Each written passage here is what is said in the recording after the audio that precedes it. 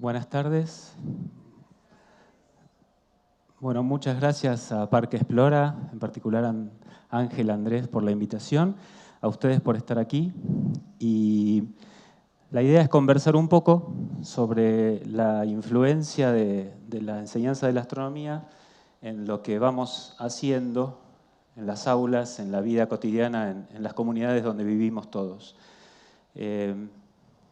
Como les decíamos antes, yo soy de la Patagonia, en Argentina, en la cordillera, así que tenemos cosas en común y otras que son muy distintas. En particular, nuestros cielos son bastante cambiantes y la orientación con respecto a lo que vemos allá en mi casa, con respecto a lo que ven ustedes aquí, es diferente, además del clima y de las montañas.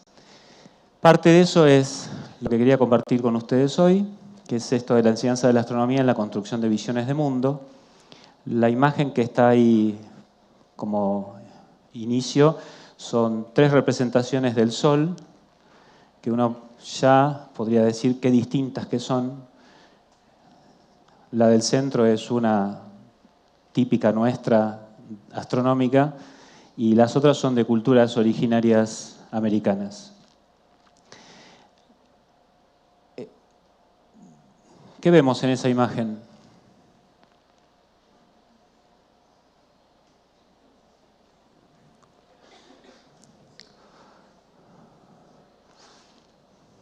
Fuerte, así escuchamos todos.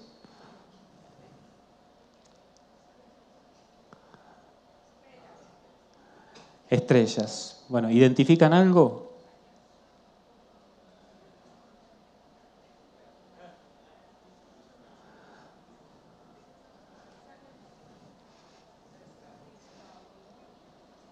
Bueno, este es el cielo nuestro. Eso es Escorpio. Así sale Escorpio detrás del horizonte en donde yo vivo. No sé si identifican ahí. Tienen ahí Escorpio, todo el cuerpo, y esto es el aguijón. ¿Sí? Bastante distinto a como sale aquí en Medellín, ¿no? Sí, lo identifican, ¿no? Esto fue hace 2 años y eso que está por ahí era Saturno cuando andaba por la zona de Escorpio. El hecho es que uno podría imaginar muchas cosas, en particular nosotros siempre decimos que el escorpión asoma caminando por el cerro, tanto como cuando se pone en el oeste, se pone con las pinzas agarrando el horizonte, ¿no? Se pone casi vertical allá en mi ciudad, en mi zona. El concepto de visión de mundo es utilizado fundamentalmente en la antropología, pero puede remitir a varias acepciones. Una perspectiva disciplinaria, es decir, la visión de un cierto siglo, una concepción de ideas como la visión de mundo de Faraday y Einstein. También puede ser una forma de ver una realidad a partir del arte. Entonces uno, qué sé yo, ve un cuadro, un estilo y ya identifica esa forma de ver las cosas. Y puede ser un conjunto cultural de valores, como habitualmente decimos la visión de mundo de Occidente. Estas formas de hablar de la visión de mundo nos remite a esto, por ejemplo. ¿Es el mismo cielo el de estas 3 imágenes? ¿Qué les parece? Bueno, no los escucho, así que yo espero. Sí, bueno, uno puede decir que sí, puede decir que no. Entonces, la de la izquierda es el cielo de mi casa. Si, bueno, en la versión de la computadora se ve que por ahí está el tendal, la soga donde colgamos la ropa. Esto es el cielo mitológico de los antiguos, de unos antiguos, no de otras culturas. Y esto es el cielo típico de astrónomos con nombres, coordenadas, líneas, etc. Bueno, uno podría decir que es el mismo cielo, o podría decir que no, que son 3 cielos distintos. Entonces, la visión de mundo de cada persona es como una estructura que tenemos de construcción de conocimiento epistemológica que su base es la interacción en general con la realidad. Ya veremos qué es la realidad, ¿no? Pero en principio todos tenemos esa estructura que nos permite relacionarnos y construir conocimiento. El concepto de visión de mundo, entonces, ¿se lee bien de atrás? ¿Llegan a leer? Es una combinación de conceptos jerárquicamente ordenados o organizados que están relacionados con el entorno natural en principio, social, y con la abstracción que tenemos de esos primeros estímulos, por así decir, en estructuras. Y esas estructuras que vamos construyendo dependen del estado previo que tengamos. O sea, no es lo mismo ser adulto que ser chico, etc. La percepción y la visión de mundo son entonces productos de la realidad, de la mente, de la acción y de la historia. Todas las fotos y dibujos, etcétera, que vean son reales, hechas con actividad con chicos o con maestros o con adultos, etcétera, allá en la Patagonia, en las actividades que hacemos de enseñanza de la astronomía en general. O sea, ustedes se darán cuenta de qué edades son las personas que figuran en las imágenes. Por ejemplo, ¿qué percibimos cuando vemos algo? Esto fue en el 2015, en febrero, la erupción del volcán Calbuco, que está poco al norte de donde vivimos nosotros, en Chile. Esta foto está tomada cerca del volcán en Chile. Entonces, uno puede decir que esto es un proceso natural debido al enfriamiento del planeta Tierra en el contexto frío del espacio, o puede decir que la madre Tierra está enojada y reacciona porque los humanos estamos haciendo las cosas mal o estamos agrediendo a la Tierra. Las dos miradas son posibles, hay muchas otras más, pero en principio las dos coexisten en un lugar como donde yo vivo, por ejemplo.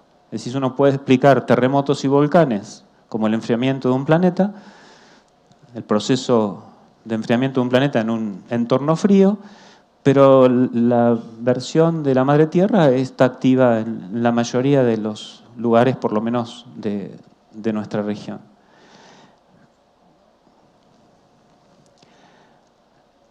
Detrás entonces de lo que llamamos visión de mundo está la necesidad de una persona de relacionarse con el mundo exterior. Y el mundo exterior lo consideramos el entorno físico y el entorno social. Es decir, es a través de toda esa múltiple interacción que los elementos de una visión de mundo se van construyendo a través de la vida.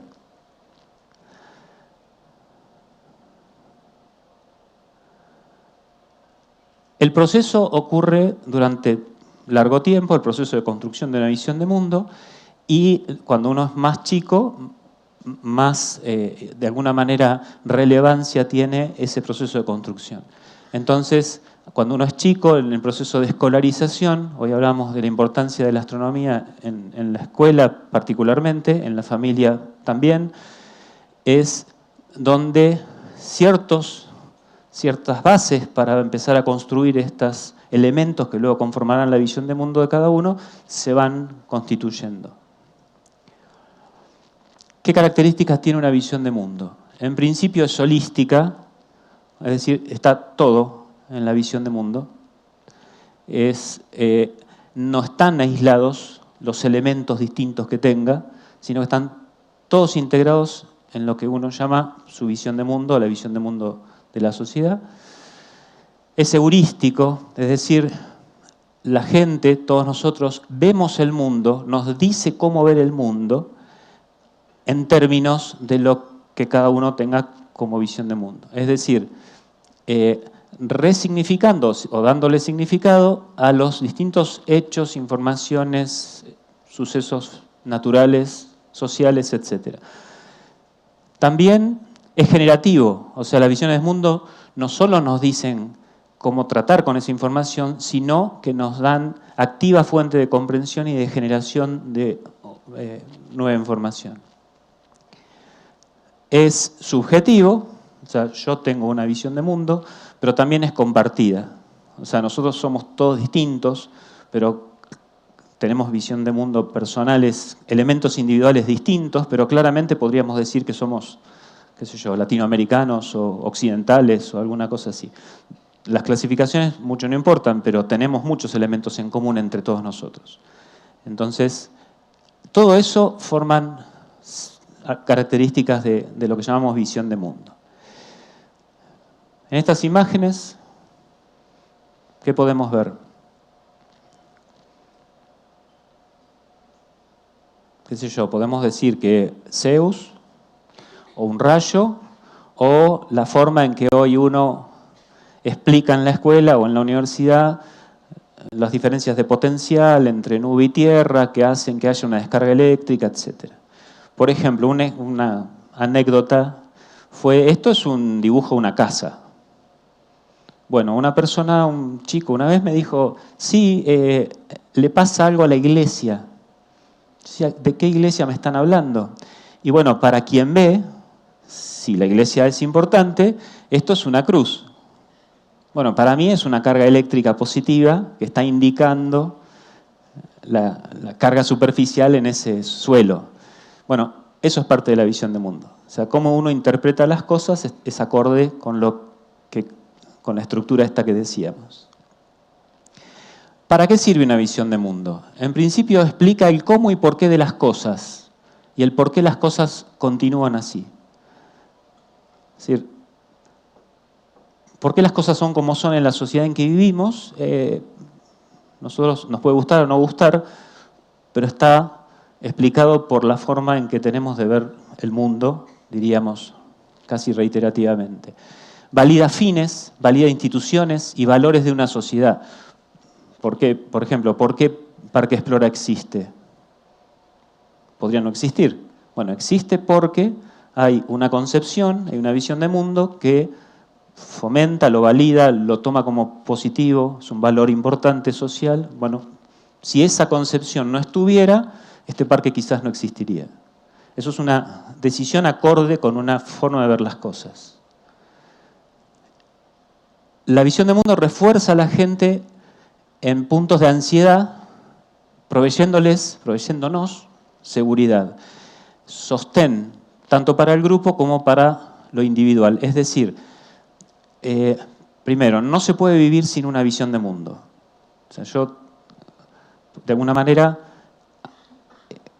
hacer inteligible el mundo en el que vivimos nos da seguridad, nos da, de alguna manera, tranquilidad también. Por otra parte, es un integrador, es decir, uno ordena y sistematiza todo lo que percibimos, todo lo que interactuamos en esa estructura. Y además tiene una función adaptativa, es decir, no es estática, la visión de mundo va transformándose gradualmente a medida que vivimos, a medida que pasa el tiempo y vamos de alguna manera adaptándonos a los nuevos tiempos, a los nuevos estímulos o a lo que suceda en la vida de cada uno. Es decir, muchas veces vieron que alguien puede decir, esta persona se quedó en el tiempo o esa persona no está acorde con lo que está pasando hoy día. Bueno, uno podría decir, la visión de mundo que tiene no le dio elementos para adaptarse acorde a lo que está viviendo en este momento. Bueno, no sé si realmente ahora se va a ver desde allá, pero ¿cuál montaña de las dos está más lejos?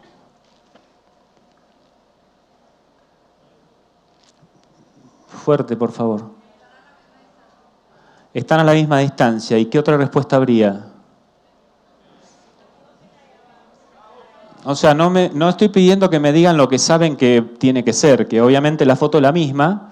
¿Ven? Acá está el montecito por ahí hay un arco de fútbol, acá hay una montaña, etcétera. Está tomada la foto desde el mismo punto, obviamente la montaña es la misma, está a la misma distancia. Pero ¿qué percibimos? ¿Cuál está más lejos? La de abajo. Entonces, ¿cómo explico yo que esto está tomado en la esquina de mi casa? ¿Cómo explico que en una época veo la montaña así y en otra época la veo así?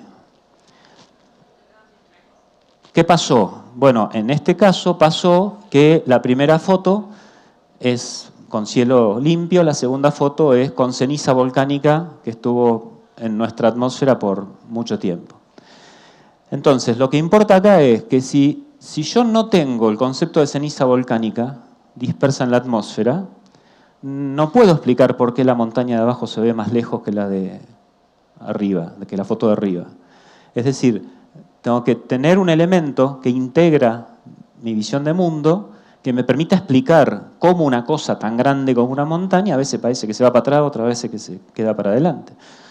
Ha habido montones de ejemplos en donde yo puedo explicar que la montaña siente que se tiene que ir más atrás o se tiene que volver para adelante. No habría ningún problema con una explicación de esa naturaleza. Ahora, teniendo la explicación de que está toda la atmósfera llena de ceniza volcánica, es la misma explicación de alguna manera que la extinción por el polvo interestelar. O sea, si yo no tuviera polvo entre las estrellas, lo que veo de pérdida de magnitud tendría que ser que las estrellas están mucho más lejos que lo que están realmente. Bueno, eso es una cosa importante. O sea, ¿yo tengo un universo con polvo o tengo un universo sin polvo? Eso es una pregunta. Si tengo con polvo, explico las cosas de una manera. Si tengo sin polvo, explico de otra manera. Hay una frase que dice, si deseas conocer acerca del mar, no te molestes en preguntarle a un pez. Es decir, para entender cómo es el mar, yo lo tengo que ver de alguna manera de adentro, pero también desde afuera. Las visiones de mundo, nosotros estamos inmersos en la visión de mundo. O sea, yo no tengo clara concepción de cómo es mi visión de mundo. Entonces, ¿cómo se hace desde la educación para tener claro eso? Primero, si yo quiero identificar todos los elementos que componen mi visión de mundo, es un esfuerzo muy importante. Y desde la educación, lo que es relacionarse con el otro, tratar de entender qué está pensando el otro, qué ideas qué elementos conforman esa concepción. Es decir, las asunciones, todas las partes de una visión del mundo son implícitas. Yo no soy consciente de todo lo que conforma eso. Y por consiguiente no soy consciente plenamente de todas las pequeñas elementos que conforman mi accionar cotidiano en el entorno donde vivimos. Entonces, a veces las visiones de mundo son obstáculos. Se dice habitualmente obstáculos epistemológicos. Es decir, cuando yo tengo una forma de ver el mundo, o sea, me es un obstáculo para aprender cosas nuevas a veces. Entonces, la visión de mundo da una estabilidad, da una tranquilidad que entonces me impide, o por lo menos me dificulta, construir nuevo conocimiento. Entonces, a veces, cuando nosotros hablamos de ideas alternativas y de entender qué ideas tienen en general los chicos cuando enseñamos ciencia, por ejemplo, uno releva la idea y nada más, y no toda la estructura que hay detrás. Entonces, lo que estamos viendo cuando hablamos de ideas previas es un simple emergente de toda una estructura mucho más profunda, que es cómo cada uno de nosotros ve el mundo. Por ejemplo, allá hay una cita, ¿no?, de Thomas Kuhn. Decía que cuando Galileo observa por primera vez manchas en el Sol, es un problema, porque el Sol era puro, impoluto, etc. Y ahí fue uno de los conflictos, ¿no? Poner en duda la perfección y la incorruptibilidad del cielo, de las cosas del cielo. Para los chinos, que no tenían esa concepción, ellos habían relevado manchas solares mucho antes y no hubo ningún conflicto. ¿Cuál es el problema? Bueno, el problema es desde dónde vemos el mundo, cuál es nuestro elemento general para interpretar si la concepción es que el Sol es impoluto, no se mueve, no tiene manchas, etc., que aparezca una mancha solar es un problema serio. Si yo no tengo esa concepción, ver una mancha solar no pasa nada. Y así con muchas cosas. Es decir,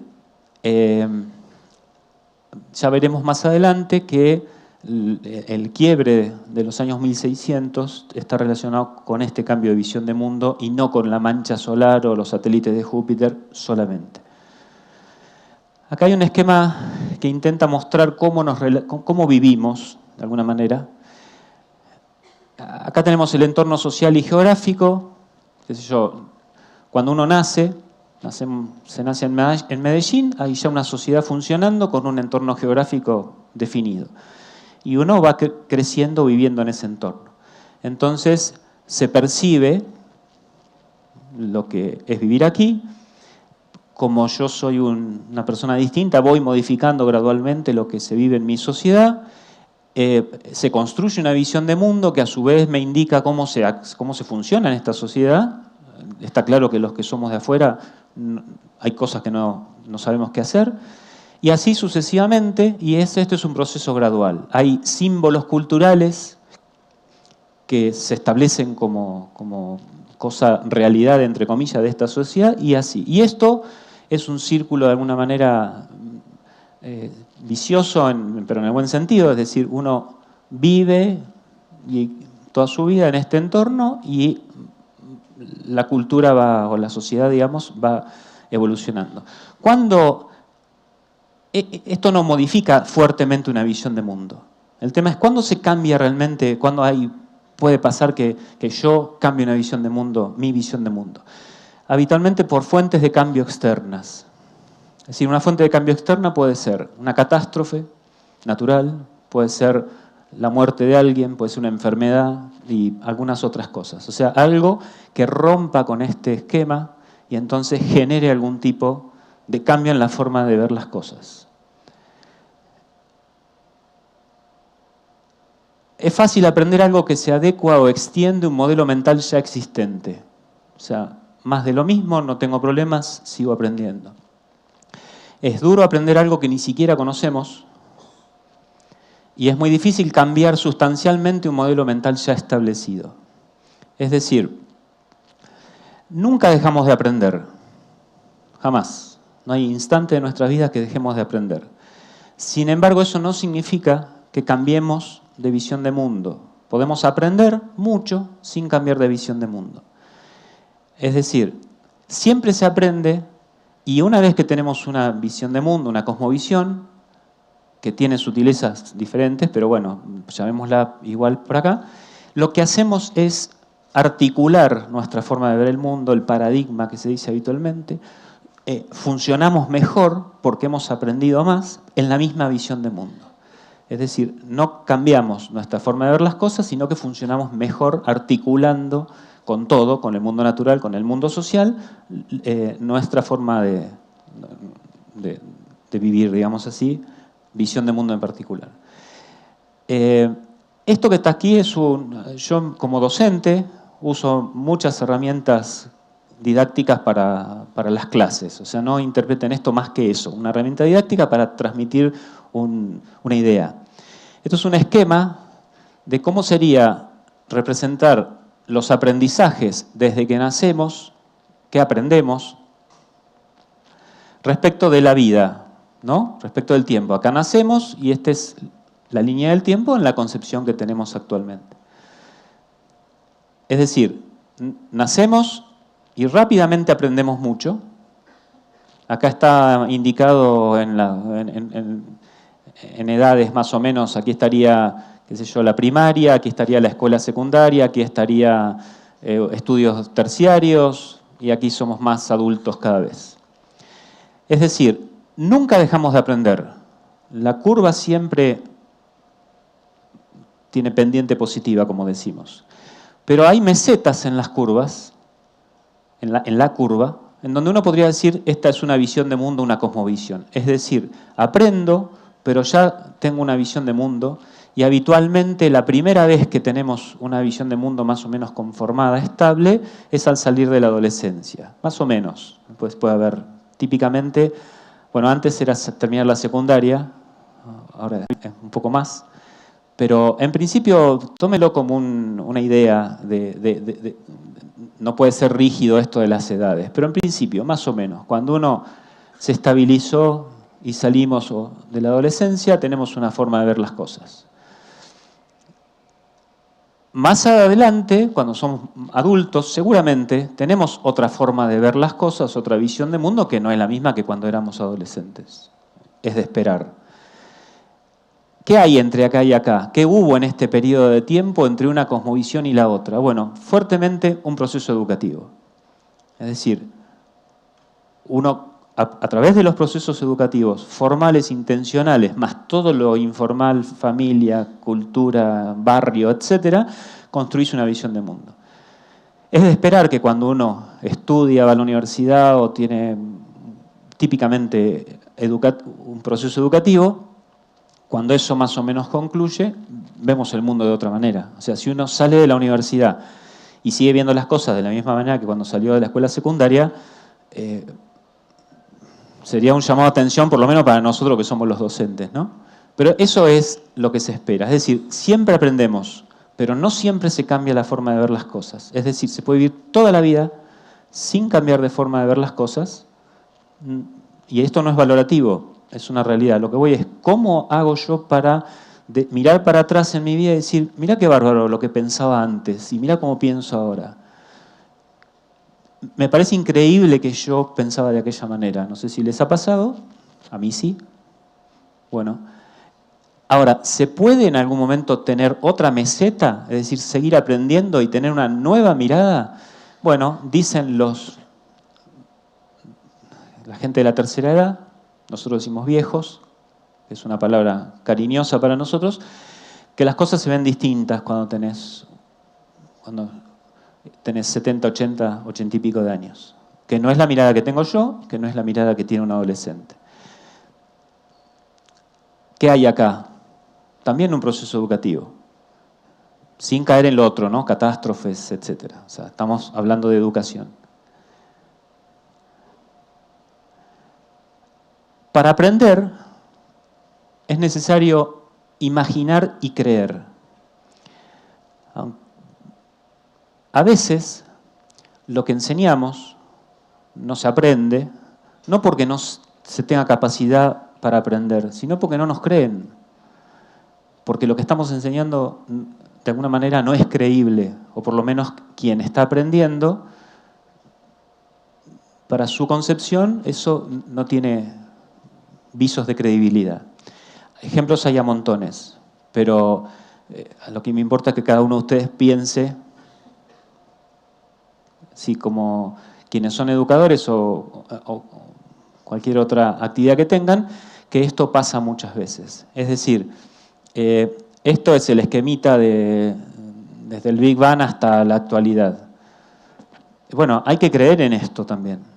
O sea, más allá del conocimiento científico y que se dice que el conocimiento científico es confiable, etc. Primero me lo tengo que imaginar. Buena parte del desafío que implica estudiar astronomía es imaginar grandes tiempos, grandes tamaños, grandes procesos que no vivimos habitualmente, tridimensionalidad, siendo que la escuela nos educa en la bidimensionalidad, y así sucesivamente. O sea, tenemos que imaginar, pero además yo tengo que creer, no creer religiosamente, sino creer en que esta forma de explicar el universo es viable. Y creo personalmente que no solo alcanzan las pruebas empíricas científicas. O sea, eso es indispensable si estamos hablando de ciencia. Pero también tengo que creer en que esta concepción es posible. Es decir, si no tengo capacidad de imaginar y no puedo creer en las cosas difíciles que aprenda, y mucho menos que vaya a cambiar de visión de mundo en algún día. Por ejemplo, vemos las nubes de Magallanes. ¿Qué vemos? Bueno, dos manchitas en el cielo, que Magallanes le llamó la atención, o también yo puedo ver este pedazo de cielo, ver todo el cielo, como que es un presente común a todos, con la luz, como un fenómeno instantáneo. De hecho, en la antigüedad se consideraba que la luz, una de las miradas era que la luz tenía una velocidad infinita, o sea que era un instantáneo, porque si yo cierro los ojos, veo al mismo tiempo las estrellas y a ustedes. Entonces la única forma de explicar eso era que la luz tuviera velocidad infinita. Bueno, hoy la explicamos como que la velocidad es c, la velocidad de la luz, pero entonces esto está lejísimo y 160.000 años, esta luz que estoy viendo ahora corresponde a 160.000 años atrás, o sea, no es de ahora, no estamos viendo el presente.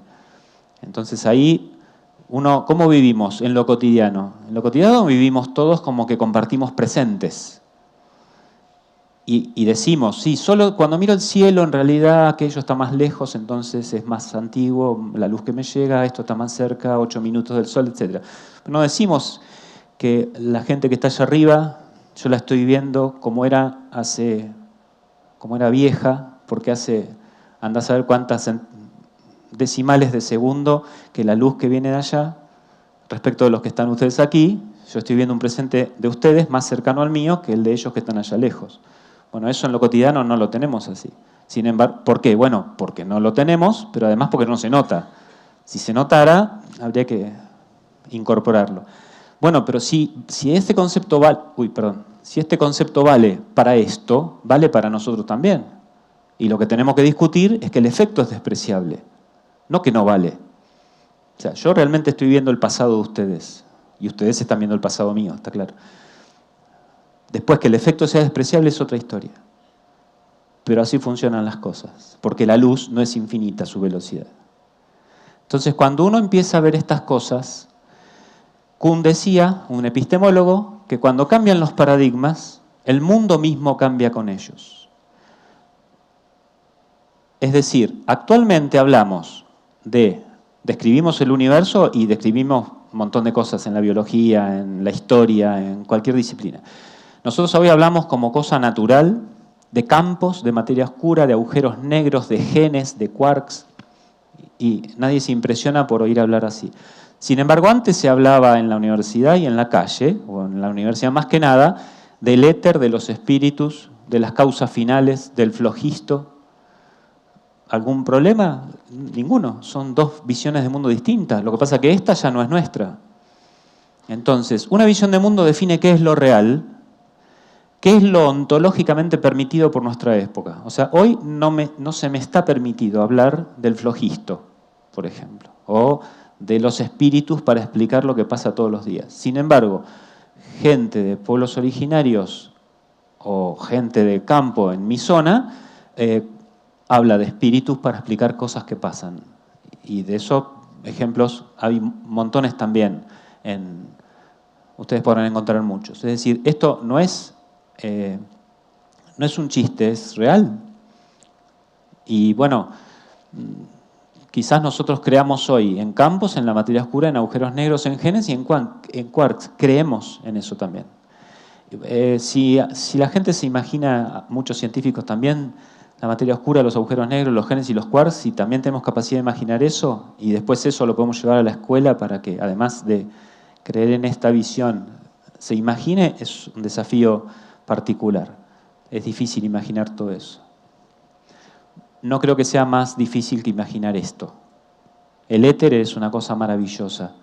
Llenaba todo, era transparente, pero era súper rígido y era no sé qué, o sea, era maravilloso porque era un invento buenísimo. Pero la ciencia y la gente creía en el éter. Todavía se usa, ¿no?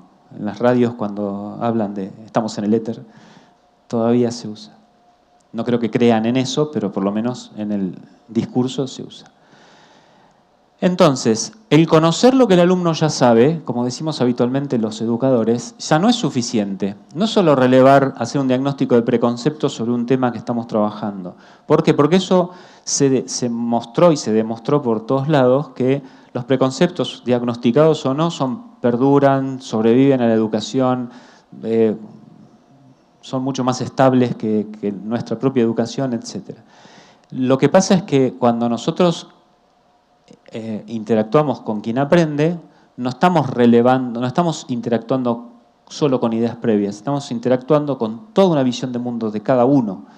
Es decir, cuando uno entra a un salón, o aquí, en un aula genérica, o en una observación abierta del cielo, cada persona que está tiene una visión de mundo distinta, con elementos distintos. Y nosotros damos por hecho que todos podemos interpretar lo que el docente está diciendo por igual. Y lo que hacemos habitualmente es diagnosticar. Si vamos a dar, temas sobre temperatura y calor, hacemos un diagnóstico sobre qué concepciones hay de temperatura, qué concepciones hay de calor. Está bien, pero no relevamos todo lo demás que tiene que ver con la visión de mundo. Entonces, ¿cómo van a cambiar? Porque yo de clase 2 semanas sobre calor y temperatura, el concepto de calor que está anclado a toda una visión de mundo, que está anclado a lo cultural, a lo religioso, a la experiencia de vida, etc. Y cuanto uno más grande es, más profunda es esa visión, está claro. Entonces, toda vez que enseñamos, tenemos que ser conscientes que estamos perturbando las visiones de mundo de quienes comparten con nosotros el proceso de enseñanza-aprendizaje. Es decir, nosotros como educadores estamos brindando elementos que perturban en el buen sentido, pero perturban al fin las visiones de mundo de quienes están compartiendo el proceso con nosotros. Es decir, nadie discute que es aquellas preguntas de la pedagogía, ¿no? De si es legítimo educar, etc. Nadie discute que yo entro a un aula y lo que enseño es lo que hay que aprender. Bueno, pero a veces tenemos que ser responsables, tenemos que ser conscientes de que estamos perturbando visiones de mundo. O sea, es decir, luego de un proceso educativo, la gente en general, los aprendices, como decimos habitualmente, no deberían ver el mundo de la misma manera. Deberían verlo distinto. No es valorativo, insisto, nada de esto es valorativo, no es ni mejor ni peor, ni es lo que o no lo que. Lo que voy es que hay una decisión en el sistema formal que en el aula se enseñan quarks y no se enseña el flojisto. Bueno, pero entonces la concepción a partir de salida de la secundaria, por ejemplo, debiera ser que el mundo se ve con procesos distintos a los que se veían antes. Y en eso somos nosotros los responsables. De ese conflicto, de ese cambio, somos nosotros responsables. Aprender nos transforma. Aquello que siempre se dice que la educación es el proceso por el cual transformador por excelencia, tanto de las personas como de las sociedades, es obviamente así, yo por lo menos lo creo fervientemente, pero visto desde esta concepción, nos transforma porque a partir de eso no vemos el mundo igual. Entonces, el mundo está poblado de entes distintos, de procesos distintos, las cosas pasan por otras razones que las que creíamos antes, se validan instituciones y fines distintos, se le da estabilidad de una manera a otra y otras dejan de funcionar para nosotros, etc. Entonces, claro que nos transforma la educación, porque vemos las cosas totalmente distintas, o por lo menos, no sé si totalmente, pero buena parte distinta y otra resignificada, que en definitiva es una especie de cambio también. Entonces, nuestra responsabilidad como educadores es que nuestras intervenciones didácticas son intencionales y llevan explícito cierto juicio de valor no de está bien o está mal, sino que qué visión de mundo queremos construir en esta época. Somos hijos de este tiempo, entonces en la escuela, en Explora, en la universidad, en la carrera de astronomía, etc., se enseñan de una manera ciertas cosas, no otras. Entonces, eso es una decisión que yo como educador tomé. No, en general prácticamente uno no participa de esas. Las decide el sistema o en cada lugar tendrá particularidades diferentes. Pero cuando uno enseña, por ejemplo, qué sé yo, en la universidad, la estructura de contenidos es una. Y eso hay un juicio de valor de énfasis, no de bueno o malo, insisto, sino de que esto es valioso para la visión de mundo de esta sociedad en la cual estamos insertos y de la cual somos miembros importantes. ¿Por qué? Porque contribuimos a esa visión y la proyectamos además en el futuro. Dos concepciones de espacio. Aquello de los antiguos, en donde teníamos un centro del universo con direcciones privilegiadas, o sea, la caída de los cuerpos se explicaba con aquello de los 5 elementos, que había un centro del universo al cual las cosas naturalmente tendían a ir, el elemento tierra el que más tendencia tenía para ir al centro del universo, por consiguiente todo lo que eran tierra se juntó en lo que llamamos planeta Tierra, y así sucesivamente. O sea, era un universo lleno de materia sutil, con unas ciertas concepciones además de perfección, de simetrías, etc., y con una dirección privilegiada y un centro único. Bueno, hoy no creemos en esas cosas. O sea, el universo no es infinito, no está vacío, está lleno de campos, o sea, perdón, está vacío de la materia que estaba acá, pero acá está lleno de campos y de luz, de gravedad, etc. Y es isótropo, es decir, no hay puntos ni direcciones privilegiadas, etc. Es homogéneo en cuanto al espacio.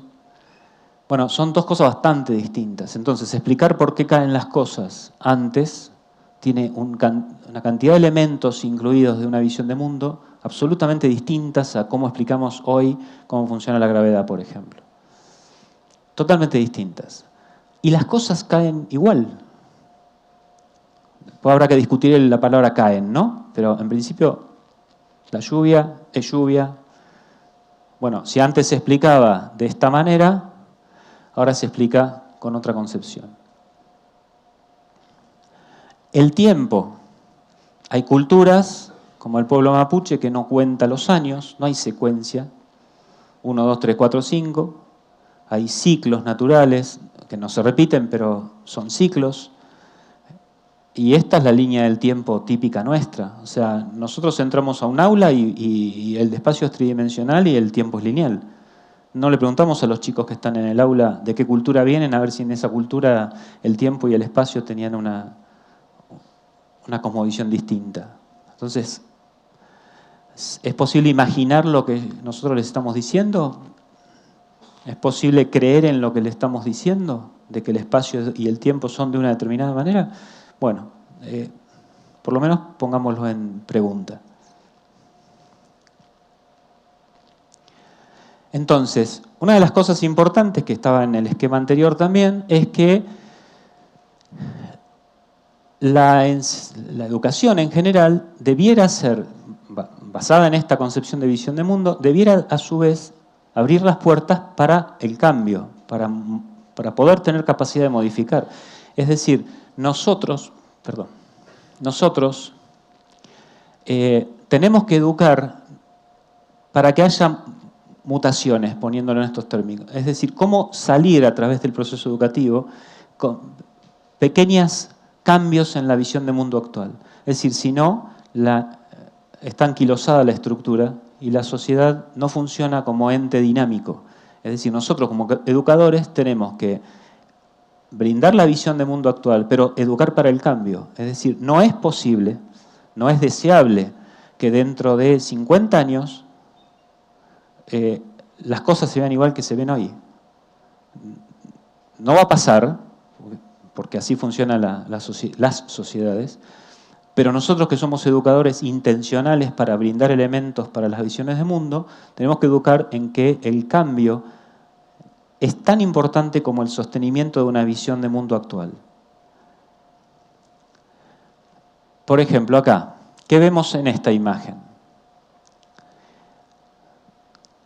Una llama, esto es sodio, sal de mesa, cloruro de sodio, que se pone en un mechero y da esta luz. Una línea de emisión, un espectro de absorción del sol y las luminarias de la calle. Bueno, todos asumimos que es el mismo sodio que está desarrollando el mismo proceso y que la luz que se emite es la misma.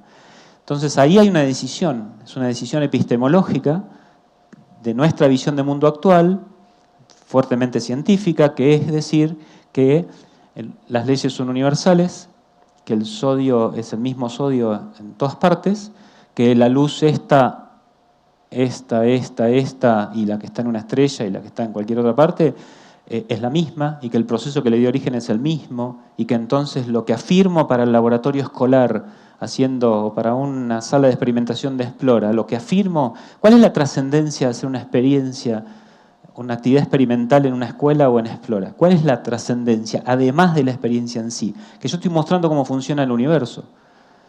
O sea, como yo creo e imagino que el universo funciona en todas partes así, porque es isótropo, homogéneo, etcétera, y que las leyes son universales, la pequeña experiencia que hago yo de quemar sodio en una cuchara en un aula, vale para todo el universo.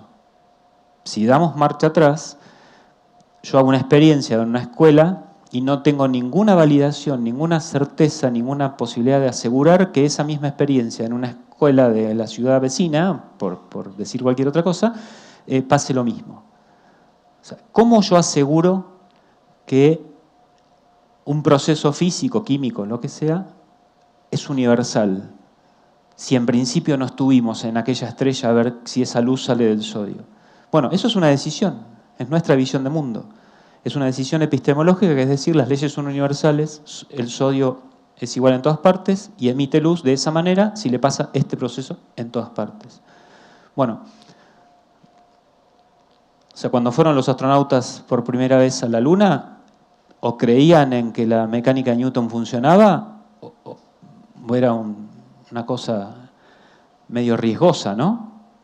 En el sentido de decir, a ver, súbanse a un avión y digan, no, yo no creo en la hidrodinámica y no creo en... Si no creo en eso, no me subo. Esta trivialidad funciona en el sentido que yo tengo que tomar la decisión de que las leyes son universales y lo que afirmo en un laboratorio lo afirmo para el universo. Esta imagen, que es esa imagen que se llama habitualmente lente gravitatoria, antes de que estuviera la explicación de Einstein, está bien, no había telescopios que la pudieran sacar, pero antes de esa explicación esta imagen no se entendía muy bien, o sea, no tenía forma de explicarse. Hoy que digo que hay una curvatura del espacio-tiempo y no sé qué, puedo explicar que esta deformación son galaxias que están detrás, etc. Pero hoy lo puedo explicar. Hace 50 años atrás, 100 años atrás, pongámosle un poco antes de Einstein, 150, si hubiéramos tomado una imagen como esta, a lo sumo le hubiéramos dicho al operador del telescopio que tenga más cuidado, porque no se podía interpretar.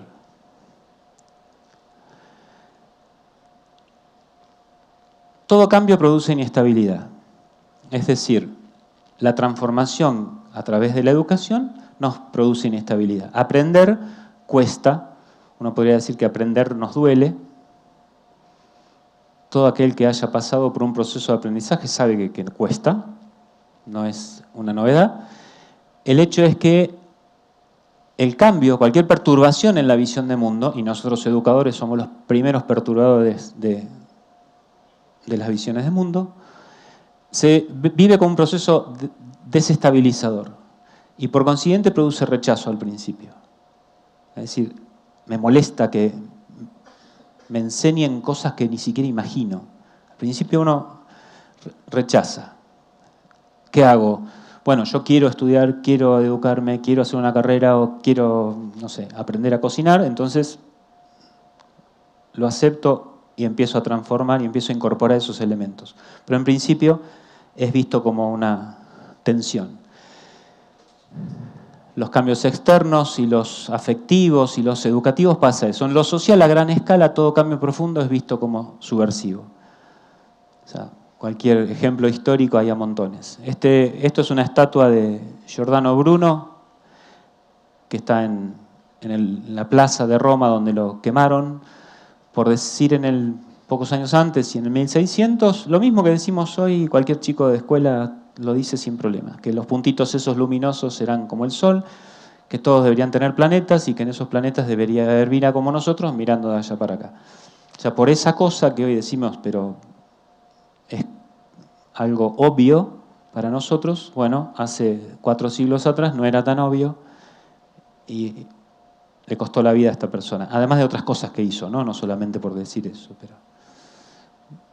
Entonces, debemos considerar que los cambios en las visiones del mundo deben ocurrir.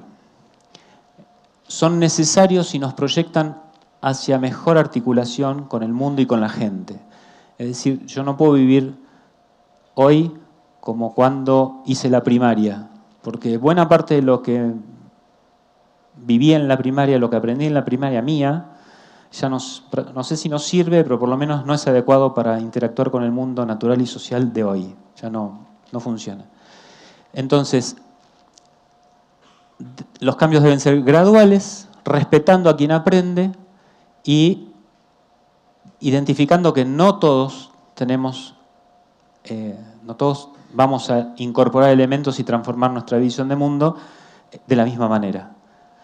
Este ejercicio, algo que hicimos, en realidad lo hicieron las maestras del jardín de infantes, era los chicos se metían ahí abajo de esa cajita y veían su pedacito de cielo. Y luego tenían que relatar lo que vieron. Hacer un dibujo, contar, bueno, está claro que no todos vieron un rectángulo celeste, todos era diferente. Entonces, un ejercicio es decir, puestos a mirar, entre comillas, lo mismo, ¿cómo vemos cosas tan distintas? Siendo además chiquitos. Si esta experiencia la hacemos entre nosotros, ni les cuento lo que puede salir. Esta imagen, por ejemplo, uno puede decir que son puntitos luminosos en un fondo oscuro, o esta estrella, que son todas estrellas de la Vía Láctea, esta que es la Gliese 581, con planetas. ¿Yo veo los planetas? No, pero sé que están. Entonces los veo. O sea, eso es lo que hace la visión de mundo. Si yo salgo a mirar el cielo ahora, antes, cuando yo era chico, era una hipótesis, pero nadie había descubierto planetas en otras estrellas. Hoy tenemos miles de planetas. Entonces yo los veo. Y vos me decís, ¿cómo los ves? Si a simple vista no se pueden ver. Sí, no, pero los veo en mi visión de mundo. Para mí el cielo está lleno de planetas. Del mismo modo que el cielo y el suelo están llenos de líneas y están llenos de cosas que la geografía o, no sé, muchas otras disciplinas nos dicen. Y nosotros las creemos y yo me imagino el paralelo de 6 grados pasando por aquí. Entonces yo digo, esa foto habrán visto de la gente con un pie de un lado de la línea ecuatorial, ¿no?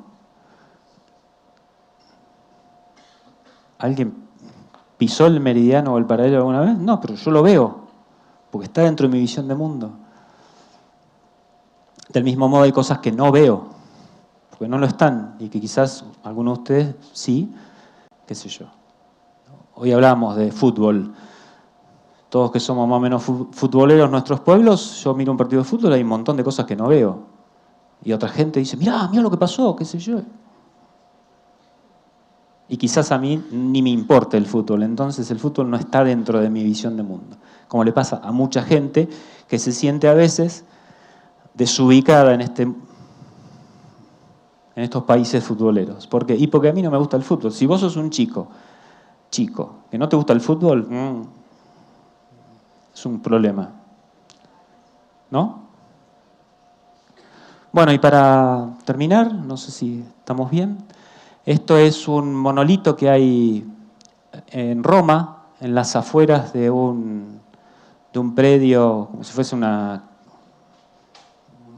quinta, diríamos hoy, de los Medici en aquel momento, y el monolito dice algo así, en este palacio estuvo preso Galileo, y lo que dice es, reo por haber visto a la Tierra girar en torno al Sol. Es decir, el problema no es que usó uno de los problemas, ¿no? No es que usó el telescopio, etc., sino que haber visto distinto es el problema. Y en eso, muchas veces, ver distinto, en lo de todos los días, nosotros no tenemos que ser Galileo, en lo de todos los días, ver distinto de qué, de la inercia que tenemos alrededor, de la visión de mundo dominante, etc., es un problema. ¿Para quién? Para la visión de mundo dominante. Para mí que veo distinto es un problema porque, de alguna manera, o quedo inadaptado, soy perturbador, etc. Pero ver distinto es necesario. Y como educadores tenemos que educar para ver distinto. Además de ver como vemos en el mundo actual. O sea, educar con la astronomía que se tenía en el 1400, no, porque hoy no vemos el cielo de esa manera. Pero educar para que el cielo se vea siempre de esta manera y que lo que hoy afirmamos es definitivo y para siempre, yo te aseguro que el universo es así, tampoco. O sea, porque la mirada que hoy tenemos del cielo, lo que llamamos en particular la ciencia académica, astronomía, es transitoria.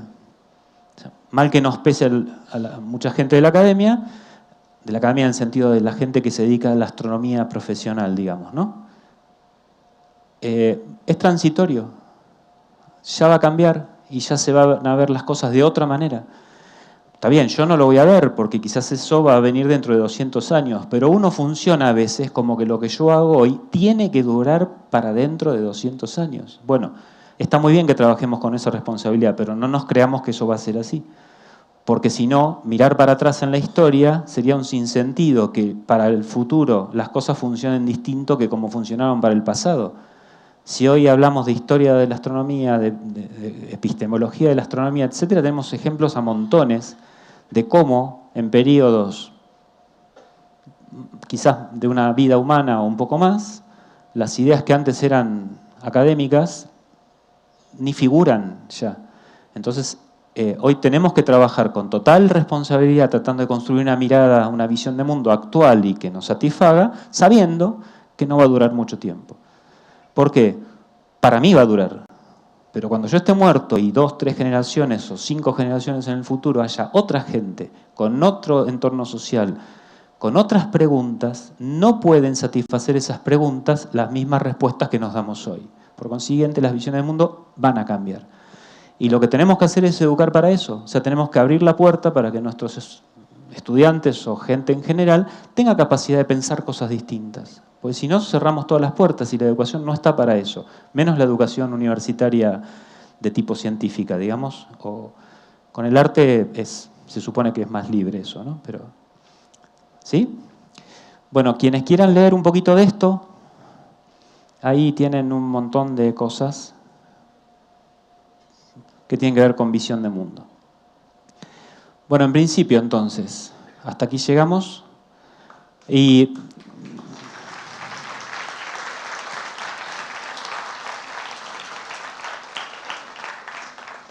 podríamos decir todo esto que dijimos para cualquier otra de las disciplinas. O sea, tenemos un hermoso parque aquí con acuario, con animales, etcétera. Podemos explicar todo lo que pasa hablando de la enseñanza de la biología en la construcción de visiones de mundo.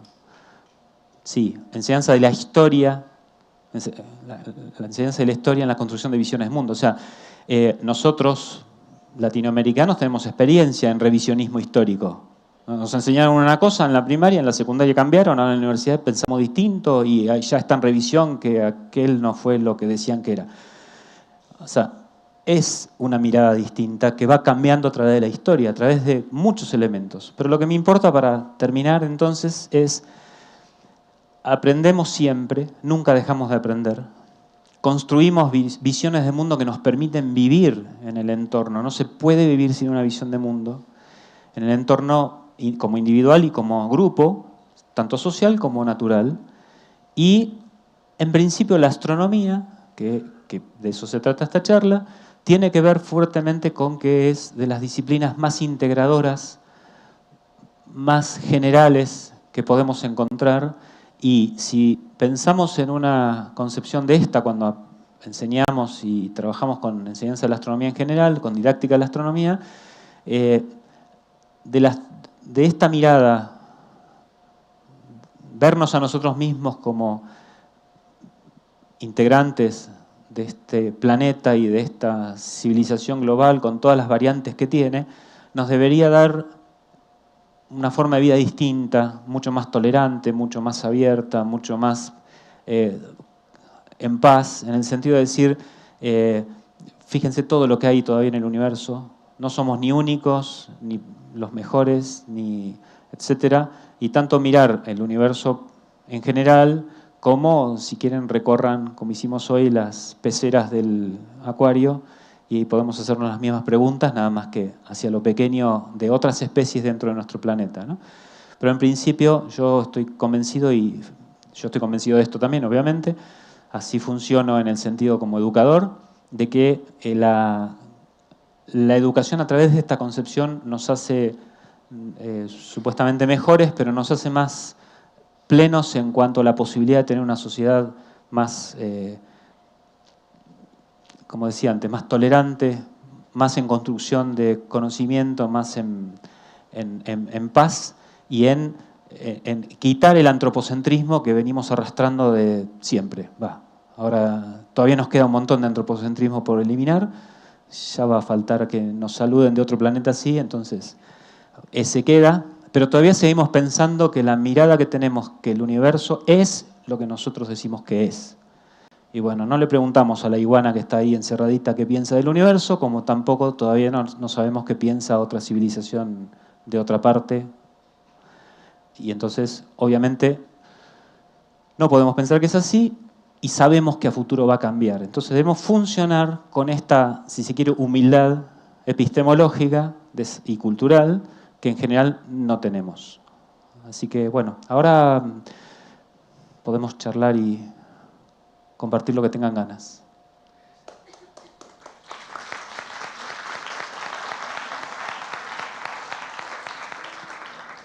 Bueno, buenas noches, profesor Néstor, muchas gracias por esta charla. Yo quiero invitar a todas las personas que nos acompañan hoy en el auditorio, si tienen alguna pregunta, pues para que se acerquen acá al micrófono. Y yo quisiera arrancar con una pregunta. Usted nos está hablando de los cambios en nuestras visiones del mundo.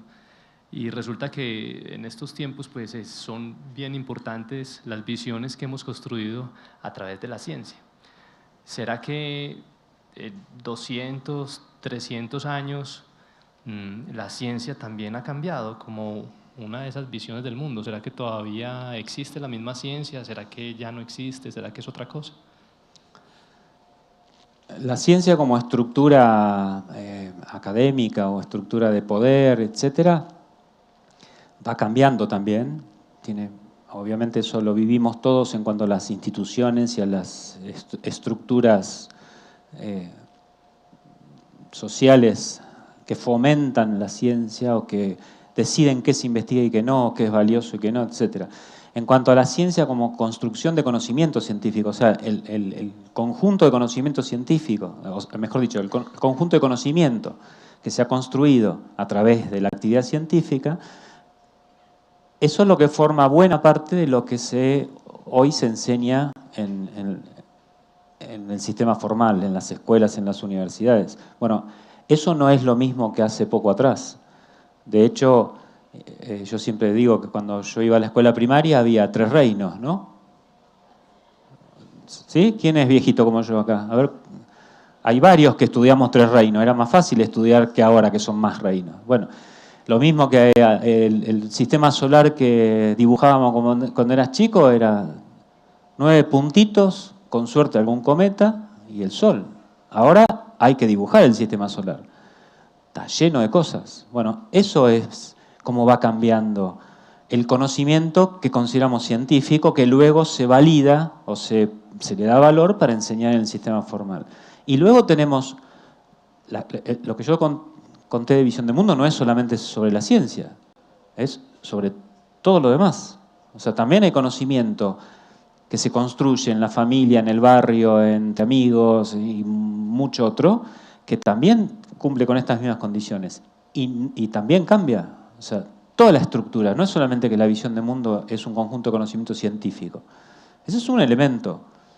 Hay gente que quizás nunca se enteró que lo que está, lo que tiene propio como aprendizaje es conocimiento científico. ¿Qué sé yo? Un ejemplo es que hoy nos lavamos las manos todos naturalmente, nadie se cuestiona ni nadie se pone a pensar de dónde sale eso. Bueno, es un conocimiento de sentido común que se origina en un conocimiento científico de poco tiempo atrás en la historia de la humanidad.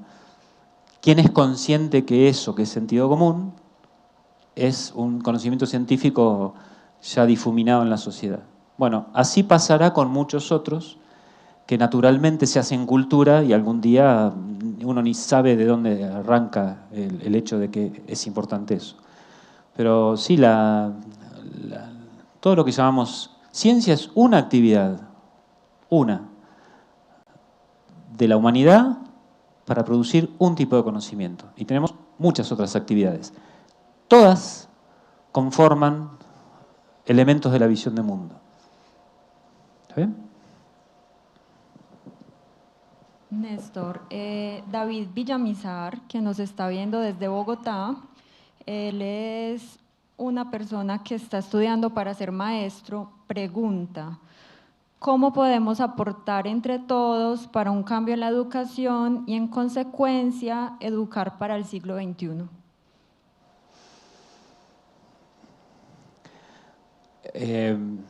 bueno, cada uno tiene sus realidades en sus lugares y países, ¿no? No voy a contestar sobre lo institucional. Pero a mí me parece que esta concepción es importante. El hecho de decir, educar para el siglo XXI. Primero ya estamos en el siglo XXI, hace rato, ¿no? Y si bien mucho de lo que educamos ha sido conocimiento producido, tanto el científico como el resto, antes, si no pensamos en la proyección de cambio y la proyección de futuro que la educación debería brindar, no estaríamos, a mi criterio, educando para el siglo XXI. Es decir, no es un problema de los conceptos. No es que enseñar fases de la luna es del siglo XVII y enseñar agujeros negros es del siglo XXI. No pasa por el concepto, pasa por la forma en que enseñamos. Pasa por qué es lo que queremos que la persona que aprende haga con el conocimiento que está aprendiendo y cómo va a transformar su visión de mundo y que, por ejemplo, inherente a la educación formal, porque por suerte primaria y secundaria ese proceso formal más intenso, deberíamos todos salir de la escuela, cuando somos adolescentes, de la escuela secundaria con la capacidad de animarnos al cambio, no con miedo a los cambios. Ahora, si el concepto es agujeros negros u otro, no pasa por ahí, a mi criterio, la cosa.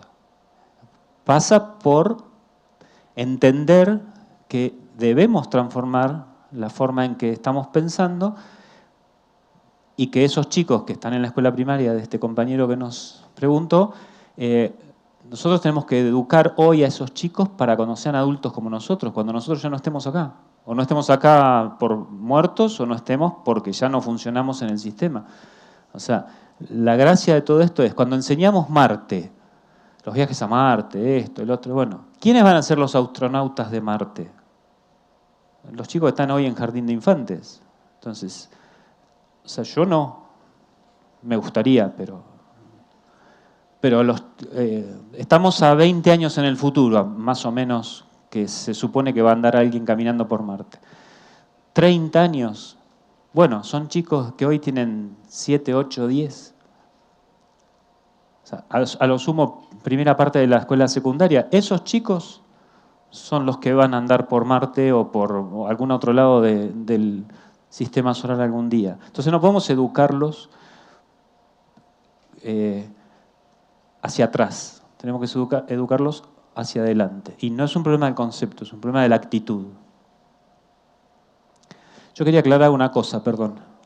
La presentación era pensada para poder leer y ir interactuando y para poder charlar con ustedes. Está claro que no pudimos discutir mucho en el sentido de que es un auditorio muy grande y que no nos escuchamos mucho, pero la idea era tener un poco más de interacción.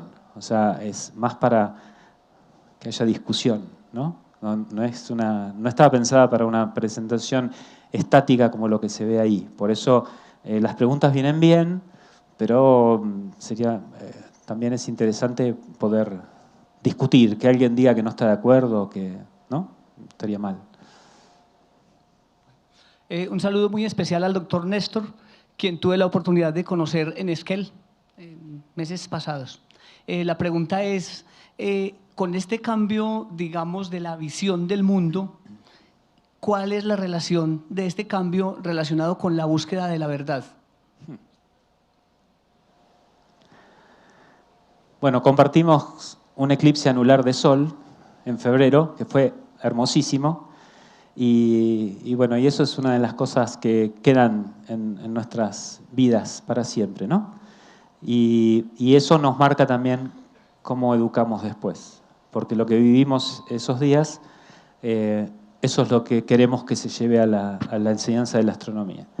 La búsqueda de la verdad es una de las cosas más relativas que hay. O sea, no es un problema de la enseñanza de la astronomía. Los filósofos antiguos discuten qué es la verdad y qué no. O sea, yo por lo pronto no me animo a meterme en ese campo muy en profundidad, pero lo que sí sé es que yo no diría, o no estoy de acuerdo por lo menos, en decir que el conocimiento científico es verdad. O sea, el conocimiento científico es lo que nos satisface hoy para las preguntas que hoy nos hacemos, con quienes somos y con los medios que tenemos, y que apenas cambie un medio, o, por ejemplo, ahora cuando venga el nuevo telescopio espacial, van a aparecer un montón de preguntas nuevas seguramente. Y cuando las personas que nos hacemos las preguntas sean otras, lo que es verdad o lo que es confiable o lo que es acorde a lo que nos satisface como respuesta, seguramente va a cambiar. O sea, yo creo que la verdad es una ilusión y es un acuerdo entre las personas o entre los miembros de una comunidad mientras que dure. O sea, siempre buscamos algo estable. O sea, siempre buscamos tener una estabilidad en la forma de ver el universo. No es que nos da lo mismo. No nos da lo mismo. Buscamos una estabilidad, buscamos una forma de ver el universo. Pero de ahí a decir que eso es verdad o de que así es el universo, yo creo que no. Y que creo que tenemos que educar para que eso no sea así. O sea, que por más que sea conocimiento científico, la verdad y la realidad o el universo físico como tal son ideas locales en el tiempo, diríamos, ¿no? Con esto de que 200 años después, lo que para mí es verdad o es confiable o es, no lo va a ser. Pero es conflictivo, el tema de la verdad es... Y no entremos en religión, ¿no? Porque hay... Sí. Buenas noches. Gracias. Pues primero, gracias por esa invitación constante a percibir la educación de forma diferente, esa invitación constante a imaginar, a experimentar, a sentir el mundo y no solamente quedarnos con las representaciones que ya han construido otros, no a sentarnos como ahí, pues por reconocer la ciencia como otro discurso dentro de los más que hay para acercarnos a lo otro o al otro, ¿cierto? Mi pregunta estaría más bien ligada a la imaginación. ¿Qué papel podemos permitirle a la imaginación en la escuela como construcción de conocimiento y de relación con todos? Qué bueno que hiciste esa pregunta, porque una aclaración que no hice es que imaginación no es fantasía. O sea, acá no estamos hablando de fantasía, cosa que es muy buena para otras cosas. Imaginar, es decir, cuando uno tiene que aprender por qué hay un eclipse anular, por ejemplo, y no un eclipse total, y por qué no es parcial, y por qué se ve desde el sur de la Patagonia y no se ve en Colombia. ¿Por qué? Una explicación plana en el pizarrón no me alcanza, entonces yo tengo que imaginar. Imaginar es poder visualizar, poder cerrar los ojos y tener esa perspectiva tridimensional a gran escala. Decir, claro, por eso es que este eclipse fue anular casi total. Entonces ese es lo que yo llamo imaginación y eso es esencial en la educación. O sea, tenemos que enseñar a la capacidad de imaginar. Insisto, imaginar procesos que uno está intentando enseñar, procesos, objetos, etc. Y que no son evidentes en el sentido, a ver, imagínate esa silla, no es un gran esfuerzo, podemos discutir un montón también, pero no es un gran esfuerzo. Pero, a ver, imagínate la precesión de los equinoccios. Y yo lo puedo hacer fórmulas y todo, pero imaginarme el proceso, imaginarme la gran escala, imaginarme miles de años, imaginar todo eso, bueno, eso es un desafío de la educación. Y para eso creo que tenemos que... Yo estoy convencido que si uno no tiene capacidad de imaginar, la posibilidad de comprender procesos, en particular en astronomía, está limitada. Buenas noches, muchas gracias también por la conferencia. Tenía dos preguntitas. Una sobre el papel de la representación en la enseñanza de la astronomía, porque yo vi una iglesia, eso es una cosa importante, yo vi una iglesia cuando mostraba las cargas. Entonces, ¿hasta dónde vamos con el tema de la representación? ¿Cuán poderosa es la representación cuando hablamos de astronomía? Y la otra, vos levantaste la cuestión de que no es suficiente entender esos conceptos previos, ¿cierto? ¿Podrías sugerirnos primero una o dos iniciativas para sondear un poco más en la visión del mundo que conecte esas cosas más que simplemente conceptos? Y lo otro, ¿cuál sería el papel? Perdóname si muchas preguntas. ¿Cuál sería el papel, digamos, de nosotros como latinoamericanos en esta pregunta sobre la educación? Porque yo percibo que hasta para esto que estamos diciendo como el cambio en la educación, estamos adoptando modelos eurocéntricos, o sea, estamos hablando súper bajito aquí en América Latina. Muy bueno. El papel de la representación es la necesidad de visualizar fundamentalmente. Y cuando se dice muchas veces los modelos concretos y esas cosas son para los chicos. No, no son para los chicos, son para todos. O sea, a mí me sirve tocar, etcétera. Y la representación, en particular, si te referías a lo gráfico particularmente, un desafío que tenemos quienes enseñamos astronomía es ser buenos dibujantes. Cosa que habitualmente somos horrorosos dibujantes. Entonces queremos generar cosas tridimensionales y simular cosas con perspectiva tridimensional y no nos sale. Entonces jamás vamos a entender que el cono de sombra pega aquí o que, no sé, la resonancia, no sé qué cosa, porque los dibujos están mal hechos. Entonces todo queda después en discurso oral. ¿Por qué? Porque en educación básica las fórmulas no cuentan. O sea, un astrónomo, un físico pueden interactuar a través de una fórmula porque saben decodificarla e imaginar la fórmula. Por ejemplo, el lenguaje matemático ha hecho una síntesis con símbolos poderosísima y ya los que están formados en eso miran y dicen, ¡ah, qué maravilla! Y tenés una cosa así chiquitita escrita en una fórmula. ¿Y qué estás viendo? Bueno, porque yo imagino todo lo que está detrás de ese símbolo. Eso es simbología matemática. En cuanto a la representación, para mí es fundamental la capacidad de poder representar, y si se puede tridimensional, mejor. Lo que pasa es que cuando uno hace representaciones tridimensionales, modelos concretos, maquetas, etcétera, lo que represente tiene que funcionar igual que la realidad.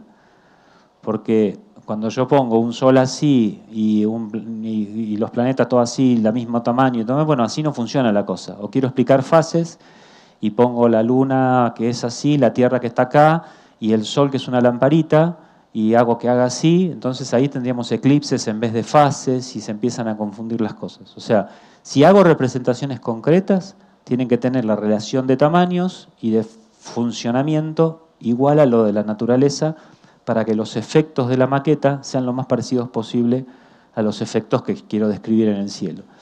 Y si hago dibujos, tienen que ser muy buenos dibujos. Si no, bueno, ahora con el proyector a veces hacemos abuso, ¿no? Entonces tiramos 3, 4, 5 dibujos y los estudiantes quedan así medios locos porque un solo dibujo con una carga de tridimensionalidad muy grande en un PowerPoint o en cualquier cosa es inmanejable. Lo que tiene de ventaja el hacer el dibujo por el profesor es que el dibujo y lo que va pasando se va construyendo a medida que yo lo hago. No es una imagen de PowerPoint tirada ahí, arreglate que decodifica la voz. O sea, sí, la representación es esencial. Tenemos que ser casi artistas, pero bueno. La segunda era lo de... No, que estaba bien. ¿Cómo era? La tercera era Latinoamérica. ¿Cuál era la segunda? ¿Quién me ayuda? No, eso era la representación. Bueno. Lo de Latinoamérica, yo estoy convencido que tenemos que construir una mirada propia. O sea, no digo de la astronomía, porque la astronomía es planetaria, o sea, debiéramos tener una mirada astronómica planetaria. No estoy en desacuerdo con eso. Lo que sí estoy en desacuerdo es que esa mirada sea totalitaria y sea imperialista. Entonces, que esa mirada no respete que tenemos idiosincrasias y pueblos originarios y tenemos astronomía de distintas culturas que son otras miradas del cielo posible. Pero para lo que es la ciencia en general, no solamente la astronomía, yo creo que nosotros tenemos ideas propias y tenemos formas y preocupaciones propias y necesidades y creatividad propia que todavía no nos animamos a desarrollar porque el sistema es eurocéntrico, seguimos que es lo que si lo que publicamos no está en inglés no vale. Y bueno, hasta que algún día nos respetemos a nosotros mismos, hasta ese momento creo que la cosa no va a cambiar mucho, porque ¿qué va a ser? Pero yo, digamos, quizás sea ingenuo, pero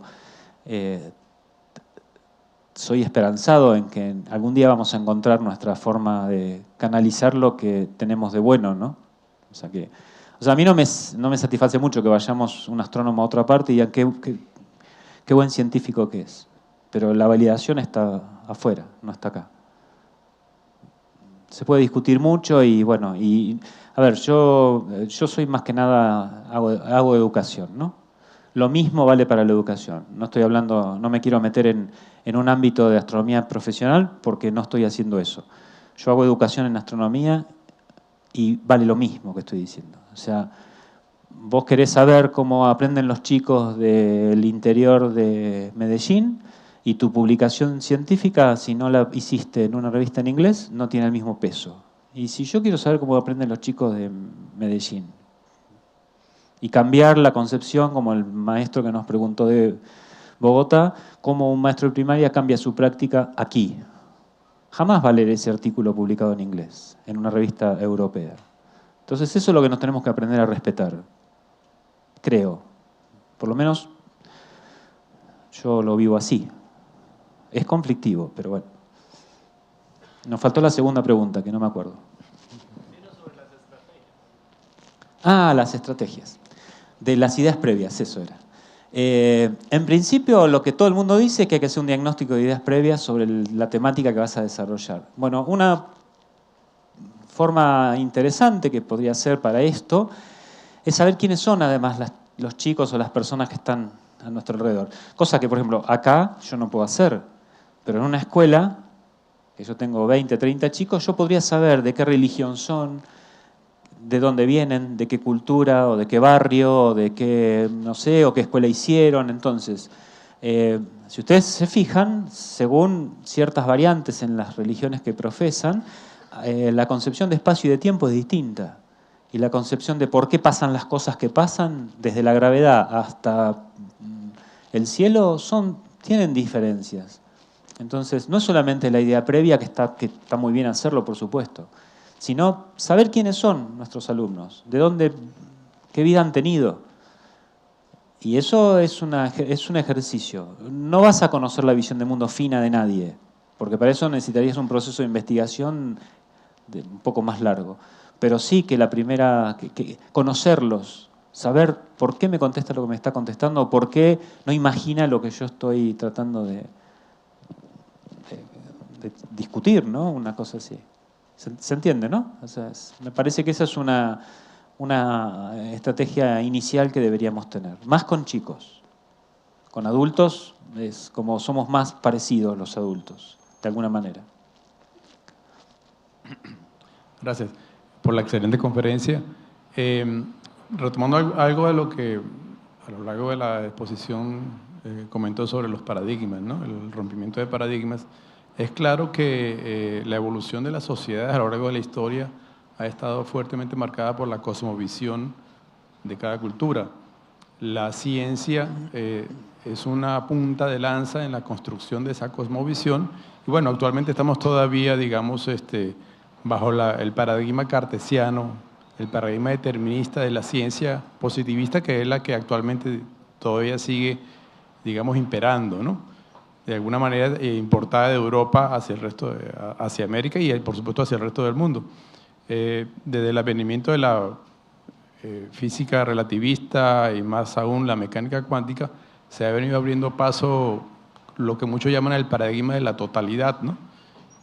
Digamos, es uno de los paradigmas que actualmente pugna por tomar la batuta hacia la evolución de la ciencia y por lo tanto de una visión, de una cosmovisión mucho más moderna de la sociedad, de un nuevo tipo de individuo más universal, más cósmico, más conectado con el todo. Sin embargo, hay otros paradigmas que también están compitiendo por esa nueva visión del individuo, de la sociedad. Paradigmas que retoman, por ejemplo, la vuelta al campo, la vuelta a lo natural, por ejemplo, y otros más. Según su visión, su experiencia, para el siglo XXI en adelante, el XXII, etcétera, ¿cuál será el paradigma que se terminará imponiendo, según lo que usted alcanza a visualizar, o si se impondrá por diferentes zonas de la Tierra, porque no todos los países, obviamente, ni todos los continentes son iguales? ¿Qué va a pasar, digamos, en ese sentido? Bueno, eso es ciencia ficción, de alguna manera, ¿no? Y es muy personal. De todos modos, yo quería aclarar que la palabra paradigma, originalmente que la desarrolla Kuhn, es un filósofo, un epistemólogo del mitad del siglo XX, aplica solo para las disciplinas científicas. O sea, después el uso que se le hizo a la palabra paradigma, hoy hablamos, como decía antes, el paradigma de la selección colombiana de fútbol, y el concepto lo usan para cualquier cosa. O sea, estrictamente hablando, paradigma es la concepción o la cosmovisión que una comunidad científica, que en general son reducidas, tiene sobre el quehacer de su disciplina. Entonces, el paradigma de la totalidad o el paradigma positivista, etcétera, la palabra no debería aplicar, sí quizás la visión de mundo o la cosmovisión, como quieran, que también tienen diferencias. Pero en principio, no sé si todavía es tan dominante el positivismo hoy día. Me parece que hemos mejorado bastante en muchos aspectos. El peso es muy importante, pero por ejemplo en la educación cambió bastante en los últimos 50 años. No somos tan positivistas, por lo menos en mi experiencia.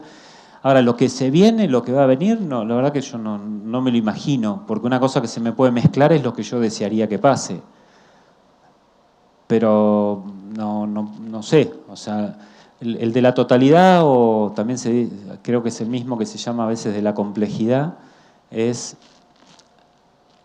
una búsqueda del todo, o de que estamos todos relacionados todo con todo, pero tampoco eso no sé primero que no sé qué tanto se usa eso, por ejemplo, sí se usa mucho en biología, etcétera, pero no sé si se usa así en comunidades abiertas y en un planeta que en realidad uno podría decir que no somos una única civilización en este planeta. O sea, estamos globalizados, estamos interconectados, algunos. Y si alguien nos mira de afuera, como especie sí, pero como cultura o como sociedad, me parece que somos muchas, metidas en un solo planeta. Entonces no tenemos una única visión, la científica no es la que domina. O sea, si vos mirás lo cotidiano del día a día de toda la gente, no es el positivismo. O sea, eso es científico. En la academia muchas veces hay mucho positivismo todavía, pero ya hemos avanzado también. Pero en la comunidad abierta, en la sociedad en general, tanto de una ciudad como planetaria, me parece que el positivismo no es esa la concepción. Hay muchas concepciones. Y de nuevo, hay mucho elemento de las distintas religiones en la vida cotidiana de la gente. Entonces a veces mueve mucho más el rumbo de lo que va a pasar, la concepción religiosa que cada una de las sociedades tenga, que lo que el conocimiento científico dice. O sea, nosotros estamos acostumbrados a pensar que la sociedad se mueve por conocimiento científico. Y a mí respetuosamente, si bien no lo tengo totalmente seguro lo que digo, pero me parece que no es que la ciencia mueve a la vida de las personas de la calle. O sea, mueve otras cosas, pero la gente en la calle me parece que está movida más por otras cosmovisiones, por otras visiones del mundo, que lo que el conocimiento científico dominante puede hacer día tras día. Entonces, lo que va a pasar más adelante en el futuro, no sé. Lo que creo es que la ciencia tal como la conocemos hoy no va a tener que transformarse o va a empezar a tener unas crisis muy importantes. Porque está claro que el sistema científico mundial está en crisis, o sea, no funciona bien. Entonces me parece que va a tener que cambiar algo, porque si no va a implotar, creo. Ahora, el siglo XXII, en la próxima charla lo charlamos, pero no sé. Buenas noches. Primero agradecerle por todos los aportes esta noche. Y el compañero docente Álvaro José, desde Guarne, nos hace una petición, pues le hace especialmente a usted, y es una actividad lúdica dentro del aula, algo práctico para compartirnos dentro del aula. Muchas gracias. Y eso, en principio, yo personalmente, también en una aclaración, ustedes saben que vengo de la Patagonia, de ciudades pequeñas con cielos abiertos. Si bien tenemos montañas, no estamos tan encerrados como aquí, y hay algunas noches un poco más despejadas que aquí. Entonces, una de las cosas importantes, no sé si una actividad lúdica en particular para dentro del aula, pero a mí una de las cosas que yo siempre digo que son importantes para la enseñanza de la astronomía es que no estemos dentro del aula. Si es lúdico, si hacemos fases o lo que quieran, yo recomiendo fuertemente que salgamos del aula. O sea, la astronomía, la interacción de cada persona, la construcción de esa interacción con el cielo, se hace con el cielo. Entonces, la relación es, primero vayamos afuera, veamos, en primaria no se enseñan agujeros negros, o sea que no es problema, vayamos a ver la luna, vayamos a ver sombras de objetos, vayamos a ver, si querés, qué sé yo, el color del cielo, la forma, las estructuras nocturnas, si alguien puede salir de noche, y así sucesivamente, vivir el cielo afuera, en la naturaleza, sentir lo que nos pasa cuando estamos mirando el cielo, luego vayamos al aula y construyamos y hagamos lo que se pueda hacer, representación o conceptos o lo que cada uno quiera. Y a su vez después volver a salir afuera y entonces ver el cielo de otra manera porque ya aprendimos formalmente alguna cosa y viceversa. Pero para mí es fundamental, para nuestro compañero que preguntó y para todos a todo nivel, yo estoy hablando de primaria, secundaria, universidad, etc. El cielo se construye, la relación con el cielo se construye si yo tengo acceso al cielo. Si no, es un problema académico de pizarrón, que debe estar después, para mí. Lo mismo que el uso de la tecnología. ¿Qué función cumple? Importante, después. Después de interactuar con el cielo. Y de hacerme preguntas. Entonces son herramientas muy poderosas para ayudarme a responder preguntas, pero cuando yo ya me las hice porque estuve en contacto con lo que me pasa con el cielo.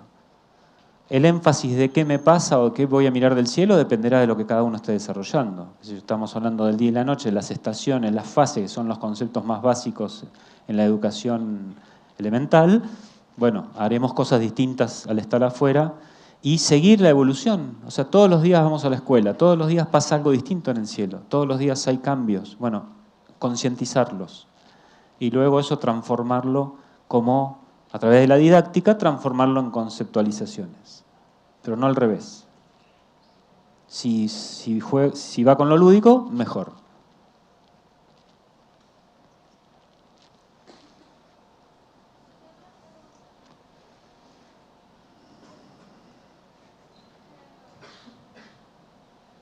Bueno, mi pregunta va orientada a... Son dos, pero en realidad es una.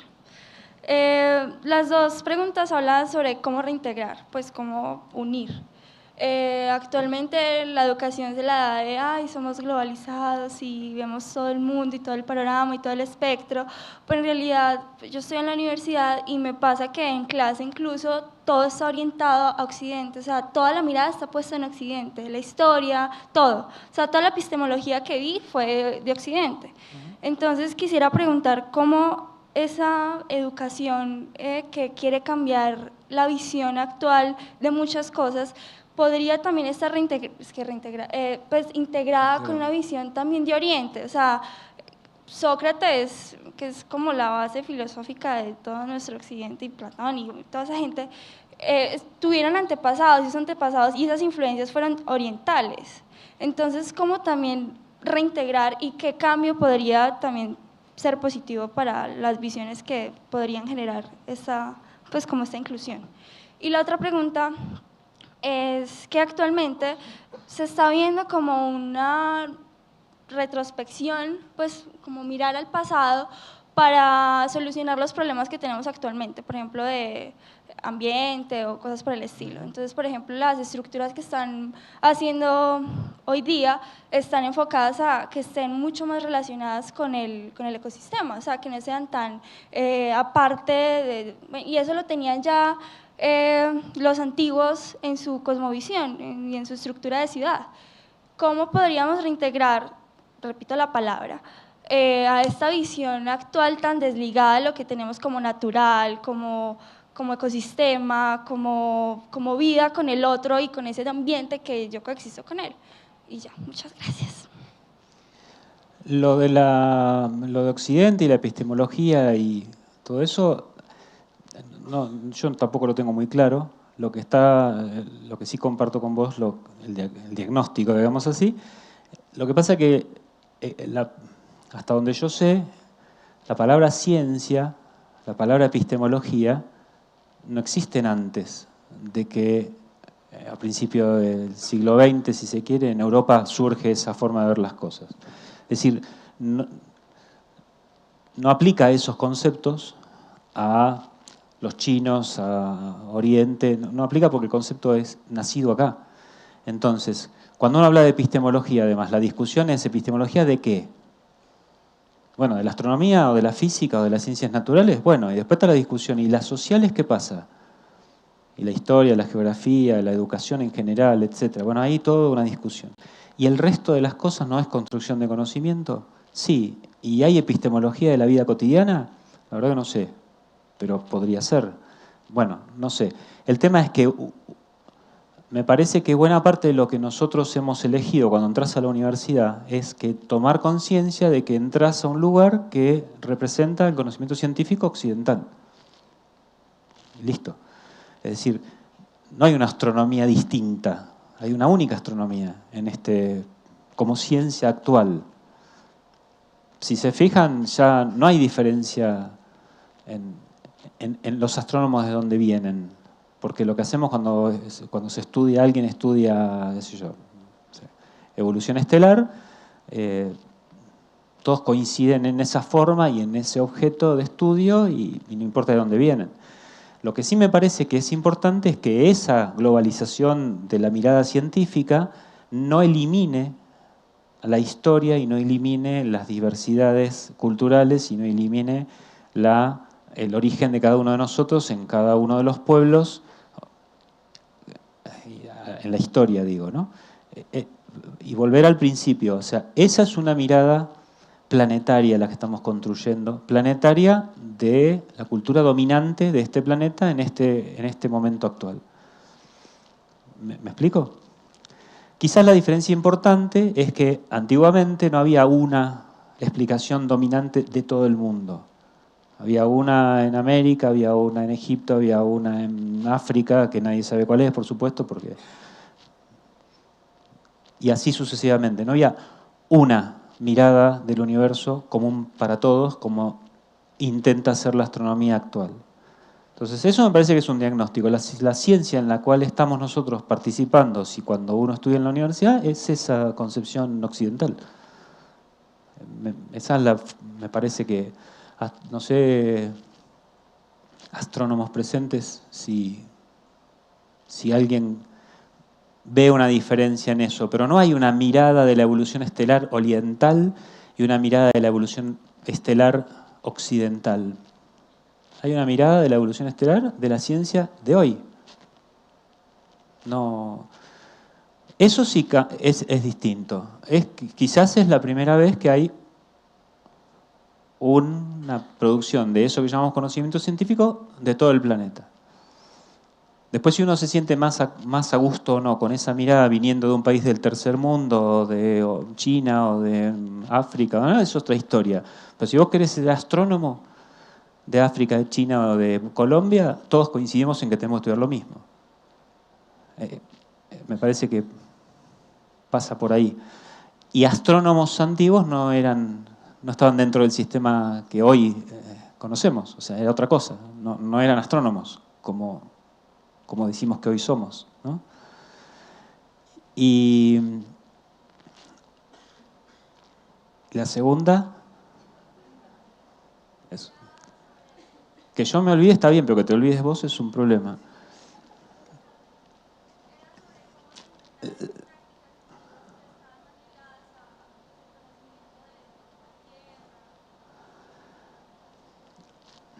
Yo creo que la forma de integrar es a partir del respeto.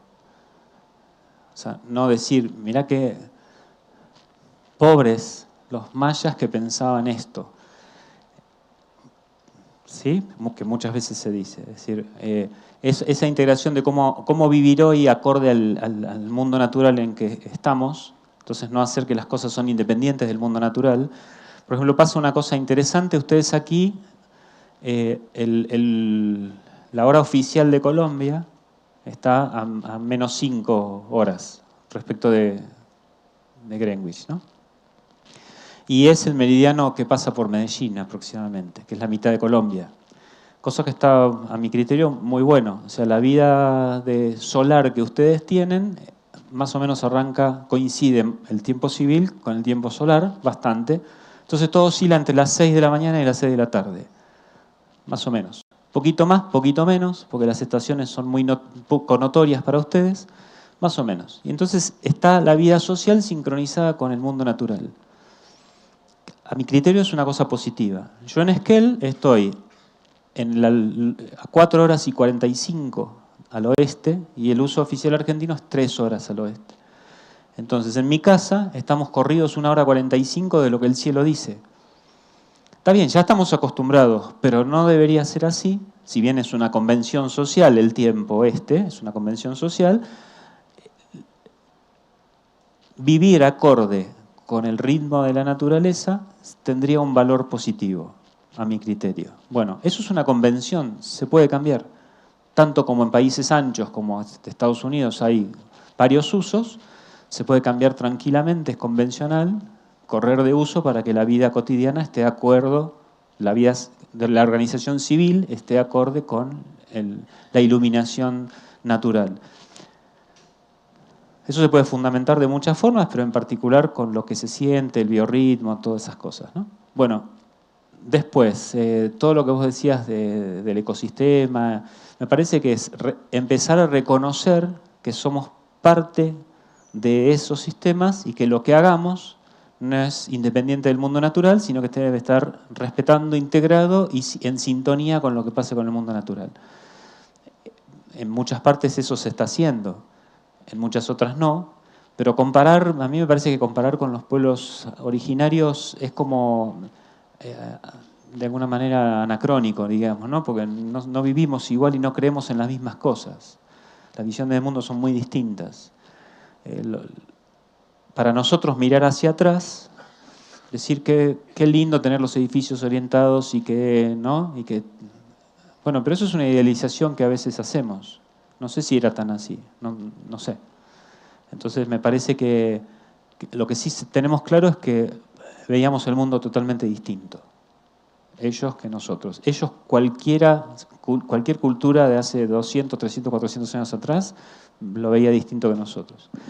Valga la oportunidad para contar que hay si les interesa esto que se llama astronomía cultural, hay una sociedad, se llama Sociedad Interamericana de Astronomía en la Cultura. Es una sociedad hecha fundamentalmente por astrónomos, antropólogos de toda América del Sur principalmente y Centroamérica.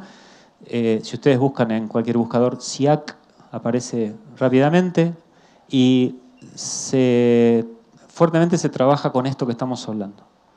O sea, la astronomía cultural reúne aquello que era la etnoastronomía, entender a los pueblos actualmente cómo interpretan el cielo y demás cosas, la arqueoastronomía, que tiene que ver con esto que decías vos de los edificios, etc. Y también incorporar en ese campo a la ciencia actual, porque es parte de la astronomía cultural. O sea, dentro de 200 o 500 años dirán, en aquella cultura del siglo XXI el mundo y el cielo se veía de esta manera. Lo mismo que decimos nosotros de los mayas. Sin valoración, o sea, no se puede decir qué bueno, qué malo, no, porque son épocas históricas distintas.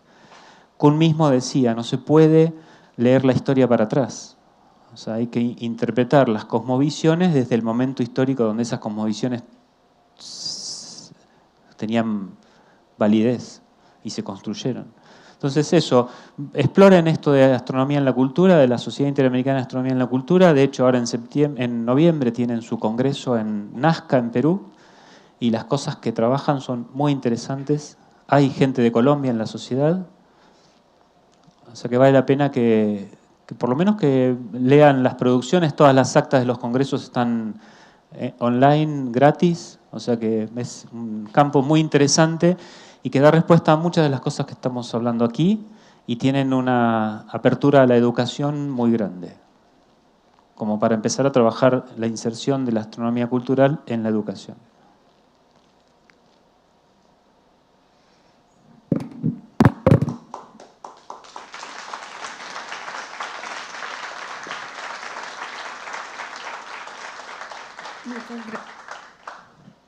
Muchas gracias. Muchas gracias al profesor Camino por su interesante conversación. Este es un encuentro que por fortuna anticipa otro, mañana a las 5 en el Café del Planeta.